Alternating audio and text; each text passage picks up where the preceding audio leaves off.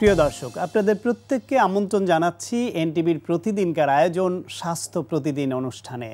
দর্শক, আজকের পর্বে আপনাদের সঙ্গে আছি আমি ডাক্তার সাখাওয়াত হোসেন। প্রিয় দর্শক, আজকের এই অনুষ্ঠানে আমরা আলোচনা করব থাইরয়েড গ্রন্থির সমস্যা ও তার চিকিৎসা নিয়ে। এ বিষয়ে কথা বলবার জন্য আমাদের সঙ্গে স্টুডিওতে উপস্থিত আছেন একজন হেড নেক সার্জন। চলুন দর্শক, অনুষ্ঠানের শুরুতেই আমরা পরিচিত হয়ে নেই আমাদের আজকের অতিথির সঙ্গে। ডাক্তার মোহাম্মদ আবু হানিফ ১৯৬২ সালের জানুয়ারি মাসে নারায়ণগঞ্জ জেলায় জন্মগ্রহণ করেন। তিনি ১৯৮৫ সালে চট্টগ্রাম মেডিকেল কলেজ থেকে এমবিবিএস ডিগ্রি অর্জন করেন। এরপর তিনি চিকিৎসা বিজ্ঞানে উচ্চতর FCPS ডিগ্রি লাভ করেন। বর্তমানে তিনি জাতীয় নাক কান গলা ইনস্টিটিউটের নাক কান গলা ও হেডনেক সার্জারি বিভাগের বিভাগীয় প্রধান হিসেবে কর্মরত আছেন। স্যার, আপনাকে আমন্ত্রণ জানাচ্ছি আমাদের অনুষ্ঠানে। ধন্যবাদ। স্যার, এই যে থাইরয়েড গ্রন্থি, থাইরয়েডের মেডিকেল প্রবলেম হতে পারে, ডিসঅর্ডার হতে পারে, আবার এটার টিউমার, ক্যান্সার, এরকম নানান সমস্যা হতে পারে। আমরা মূলত, আপনি যেহেতু একজন বিশিষ্ট হেডনেক সার্জন, থাইরয়েডের ক্যান্সারের অপারেশন খুব কমনলি করে থাকেন, আপনার সঙ্গে সেই বিষয়ে আমরা আলোচনা করব। তবু শুরুতে একটু যদি বুঝিয়ে বলেন থাইরয়েড গ্রন্থি কি, এর গুরুত্ব কী? থাইরয়েড গ্রন্থি এটা একটা গ্ল্যান্ড, এটাকে বলা হয় মাস্টার গ্ল্যান্ড, এবং এটা থেকে শরীরের অত্যন্ত প্রয়োজনীয় যেটা জীবন রক্ষাকারী কিছু উপাদান হরমোন তৈরি হয়। এবং সেই হরমোনের কাজ হলো শরীরে যে সেল আছে প্রায় 100 ট্রিলিয়ন সেল, সেই সেলের ভিতরে যে মেটাবলিজম, এবং সেই মেটাবলিজমের মাধ্যমে শরীরের মানুষের যে তাপ উৎপাদন করা এবং কার্যক্ষমতা তৈরি করা, এটার জন্য এই থাইরয়েড হরমোন দরকার হয়। এবং থাইরয়েড হরমোন গলার দুই পাশে দুইটা লোব প্রজাপতির মতো থাকে, মাঝখান দিয়ে একটা কানেক্টেড থাকে, এটাকে বলা হয় ইসমাস।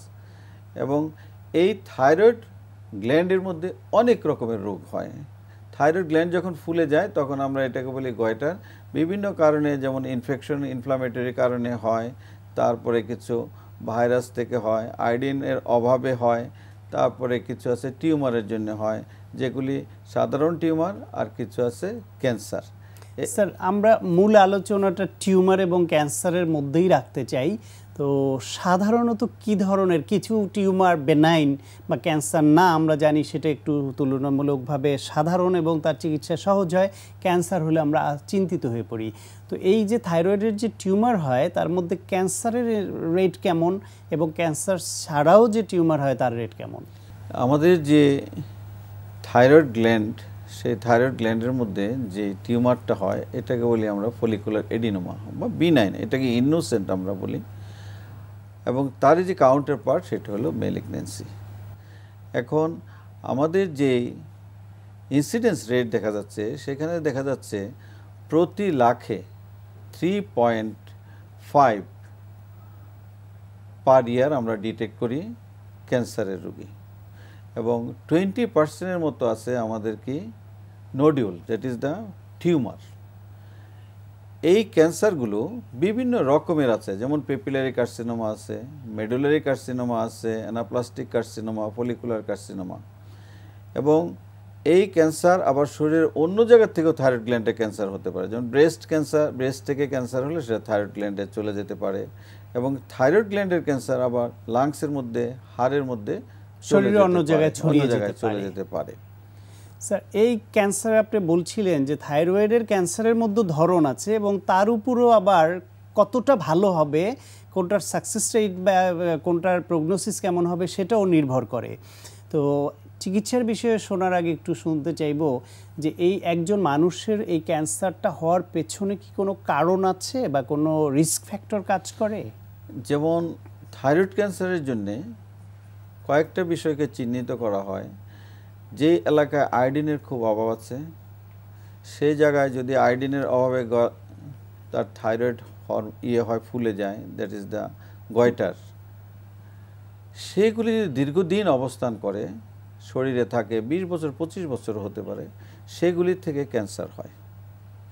তারপরে যেখানে রেডিয়েশন, বিশেষ করে চেরনোবিল, হিরোশিমা, রেডিয়েশনের এক্সপোজার যাদের হয় তাদের ক্যান্সার বেশি হয়। যারা শরীরে চিকিৎসা নেয়, অন্যান্য কারণে গলার মধ্যে রেডিয়েশন বা রেডিওথেরাপি দিতে হয়, ছোটোবেলায় যদি কাউকে এক্সপোজারে পড়তে হয় রেডিয়েশন তাহলে হয়। আর কতগুলো আছে জেনেটিক মিউটেশন, মানে হলো যে তার জিনের মধ্যে যখন নাকি চেঞ্জ হয়ে যায় তখন থাইরয়েডের ক্যান্সার হয়। একজন মানুষের থাইরয়েডের যখনই ফুলে যায় তো একটা ভয় কাজ করে যে আমার এটি ক্যান্সার কি না, আবার ক্যান্সার হলে আমরা আতঙ্ক বোধ করি, এটাই স্বাভাবিক। তো তার এটা ক্যান্সার কিনা সেটা বোঝার উপায় কি? থাইরয়েড গ্ল্যান্ডের ফুলে গেলেই কিন্তু ক্যান্সার না, বিভিন্ন কারণে ফুলে। আমরা সেটা বলছি যে আয়োডিন ডেফিসিয়েন্সির অভাব হলে, তারপরে ইনফ্লামেটরি কারণ, অনেকগুলো কারণ আছে। সেগুলি আমরা আসার পরে তাদেরকে পরীক্ষা নিরীক্ষা করে দেখি। পরীক্ষা নিরীক্ষা করার মধ্যে আমাদের আলট্রাসোনোগ্রাম আছে, তারপরে আছে FNAC, fine needle aspirant cytology, ভেতর থেকে একটু রস নিয়ে সেটা পরীক্ষা করা। সেটা করলে ওরা আমাদেরকে একটা আইডিয়া দেয় যে হ্যাঁ এর মধ্যে কিছু ক্যান্সারের লক্ষণ আছে বা ক্যান্সারের লক্ষণ নাই। তারপরে আমরা অনেক সময় স্ক্যান করি, থাইরয়েড স্ক্যান, সব কিছু করে তারপরে আমরা একটা সিদ্ধান্তে আসি যে হ্যাঁ ওনার ক্যান্সার হয়েছে কি হয় নাই এবং কোন ধরনের ক্যান্সার। তারপরে চিকিৎসার জন্য কি করে থাকেন? চিকিৎসার জন্য ক্যান্সারের যে কোনো ক্যান্সারের চিকিৎসা হলো অপারেশন, মানে হেড নেক ক্যান্সার। যখন নাকি থাইরয়েডের কোনো ক্যান্সার হয় বা কোনো টিউমার হয়, সেটা যদি বিনাইন হয় তাহলে আমরা ওইটা রাখতে বলি না, কারণ আজকে সে ক্যান্সার হয় নাই কিন্তু কালকে যে হবে না সেই কথা কেউ বলতে পারবে না, হতে পারে। সেই জন্যে যখনই অস্বাভাবিক ফোলা হয় তখন আমরা বলি যে এটাকে সরিয়ে ফেলা ভালো। এবং পেপিলারি কার্সিনোমা, ফলিকুলার কার্সিনোমা 90% কিন্তু তারাই, এবং এইগুলি অত রিস্কি ক্যান্সার না। প্রাথমিক অবস্থায় এগুলিকে পাওয়া গেলে যদি তাদেরকে সঠিক অপারেশন করে দেওয়া যায় তাহলে তারা অনেক কাছে কিউর হয়ে যায়। শুধু অপারেশন, অন্য কোনো চিকিৎসার দরকার নেই। কিন্তু অ্যাডভান্স স্টেজে যখন আমরা অপারেশন করি তখন তাদেরকে আমরা পরবর্তী সময়ে একটা ওষুধ খাওয়াই দেই, সেটাকে বলে রেডিও আয়োডিন অ্যাবলেশন। সেই রেডিও আয়োডিন নিউক্লিয়ার মেডিসিনের তারা দেয়। জাস্ট এটা হলো যে যদি শরীরের কোনো অংশে সামান্য পরিমাণও কিছু ক্যান্সারের লক্ষণ থেকে থাকে যেন সেটা নষ্ট হয়ে যায় আর ভবিষ্যতে যেন না হয়। এবং যেগুলি একদম অপারেশন করা যায় না, এক্সট্রিম অ্যাডভান্স স্টেজ, সেগুলিকে আমরা এক্সটার্নাল বিম রেডিওথেরাপি যেটা ওগুলি দেই। এগুলিতে কোনো সময় কিছু কাজ হয়, সব সময় খুব বেশি কাজ হয় না। তাহলে আমরা থাইরয়েড ক্যান্সার হলেই যে আমাদের একদম খুব ভয় পাওয়ার আছে তা না। থাইরয়েড ক্যান্সারের বিশেষ করে পেপিলারি এবং ফলিকুলার কার্সিনোমা এই দুটো মিলে প্রায় 85% to 90% হলো এই দুটা, মানে তুলনামূলকভাবে কম খারাপ ওরা, মানে যাতে কিউর রেট বেশি, যদিও তারা ক্যান্সার, সেই ক্যান্সার হলেও তাদের যে প্রগনোসিস মানে বেঁচে থাকার যে সময় সেটা দীর্ঘ সময় এবং তাদের সুস্থ হয়ে যাওয়ার সম্ভাবনা থাকে। সেই জন্য এই ক্যান্সার হলেও আমরা ওগুলিকে অত সিরিয়াস ক্যান্সার আমরা মনে করি না। আমরা রোগীকে বলতে পারি যথাসময়ে সঠিক চিকিৎসা করতে হবে। কারণ থাইরয়েড ক্যান্সারের সবচেয়ে খারাপ দিক কোনটা, সে লাংসে চলে যায়, লাংসে চলে গেলে অ্যাডভান্স। যখন নাকি থাইরয়েড ক্যান্সার নেকে মেটাস্টেসিস হয় সেটাও খারাপ, অথবা যখন নাকি শ্বাসনালী এবং খাদ্যনালীকে সে আক্রমণ করে সেটাও খারাপ।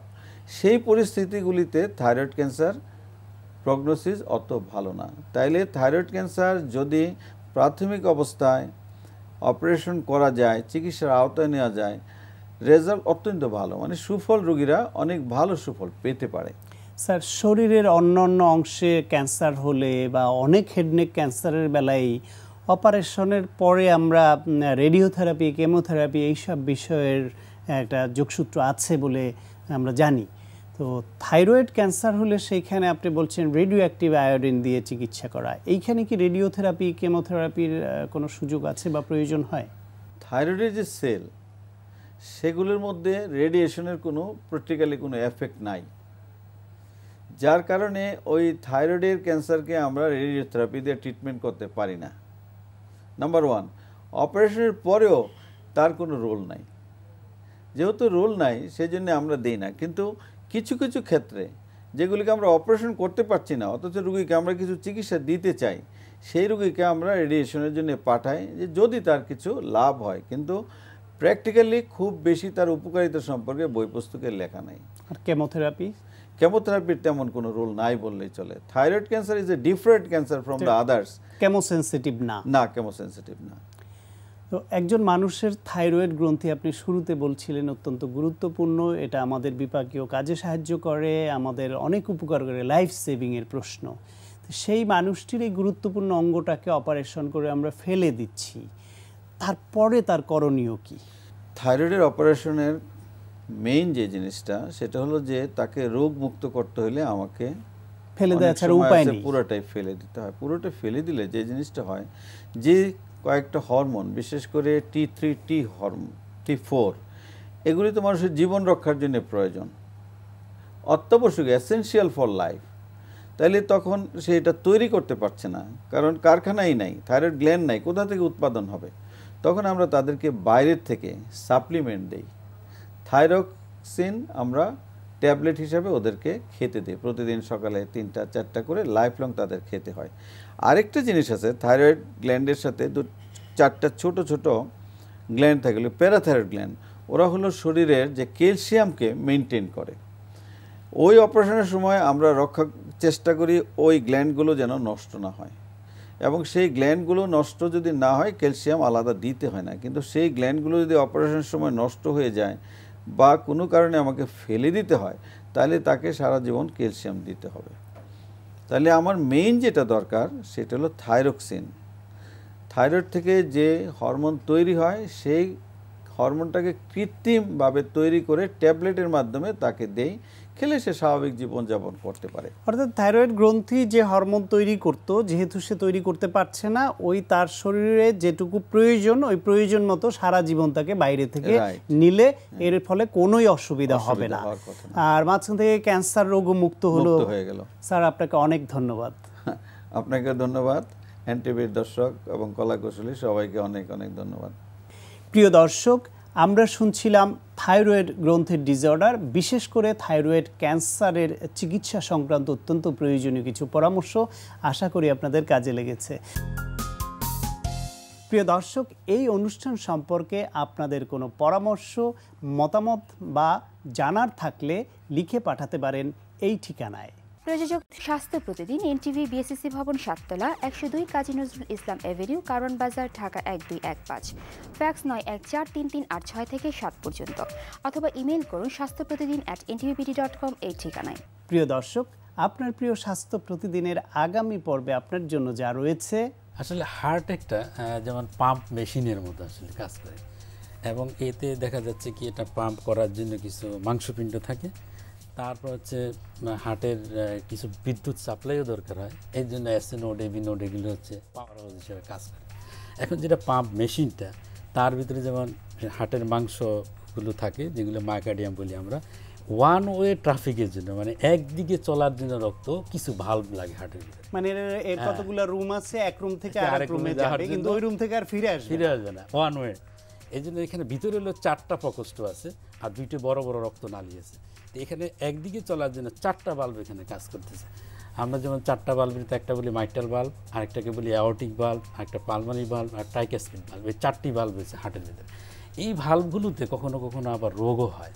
তো এই রোগের জন্য আমাদের দেশে কিন্তু খুব কমন হচ্ছে রিউমেটিক হার্ট ডিজিজ, যেটা রিউমেটিক ফিভারের পরবর্তীতে হার্টের ভালভে এফেক্টের জন্য আমাদের দেশে অনেক পেশেন্টই কিন্তু এই রোগে ভুগতেছেন, মানে হার্টের ভালভ। প্রিয় দর্শক, বিশ্বের যে কোনো প্রান্ত থেকে যে কোনো সময় এনটিভিতে সম্প্রচারিত আপনার প্রিয় স্বাস্থ্য প্রতিদিন অনুষ্ঠান দেখার জন্য ভিজিট করুন আমাদের পূর্ণাঙ্গ ওয়েব পোর্টাল www.ntvbd.com। দর্শক, আজ এ পর্যন্তই। সবাই ভালো থাকুন, সুস্থ থাকুন এবং অবশ্যই নিরাপদে থাকুন।